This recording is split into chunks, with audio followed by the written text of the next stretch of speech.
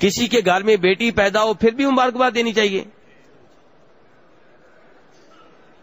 وہ پہلے ہی رو رہا ہے، اوپر سے آپ مبارکباد دیں گے؟ جی چلیں کسی کے گھر بیٹی پیدا ہو تو مٹھائی کا ڈبہ دینا چاہیے؟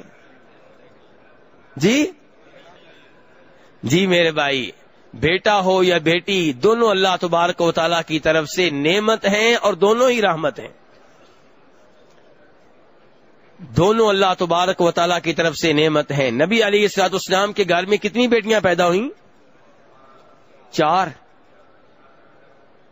اور یہ بیٹیاں چند دن پہلے بھی روایت بیان کی تھی کہ جو 3 بیٹیوں کی تربیت کرے تو اللہ تبارک و تعالی ان بیٹیوں کو جہنم کی آگ کے سامنے رکاوٹ بنا دیں گے.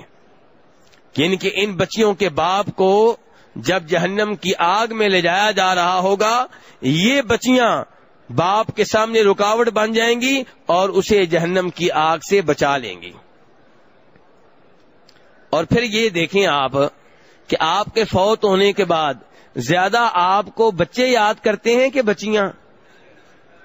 عام طور پہ بچیاں زیادہ یاد کرتی ہیں، وہی آپ کے لیے دعائیں کرتی ہیں.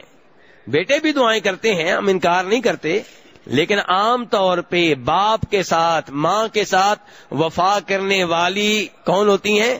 بیٹیاں ہوتی ہیں.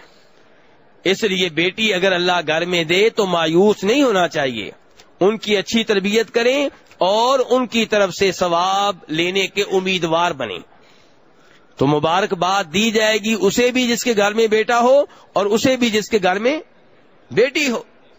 بھائی مبارکباد دینے میں کیا فرق ہے؟ ان الفاظ میں کیا فرق ہے؟ آپ دیکھ لیں کہ اللہ تعالیٰ اس کو جو آپ کے گھر میں آیا ہے بابرکت بنائے، اللہ تعالیٰ اس کو جو آپ کے گھر میں آئی ہے بابرکت بنائے، اور اللہ تعالیٰ اس نعمت پہ آپ کو اپنا شکریہ ادا کرنے کی توفیق دے، اور اللہ کرے کہ یہ بیٹا یا بیٹی اپنی جوانی کو پہنچے، اور اللہ کرے کہ یہ بیٹا یا بیٹی آپ سے بڑے ہو کے حسن سلوک کریں.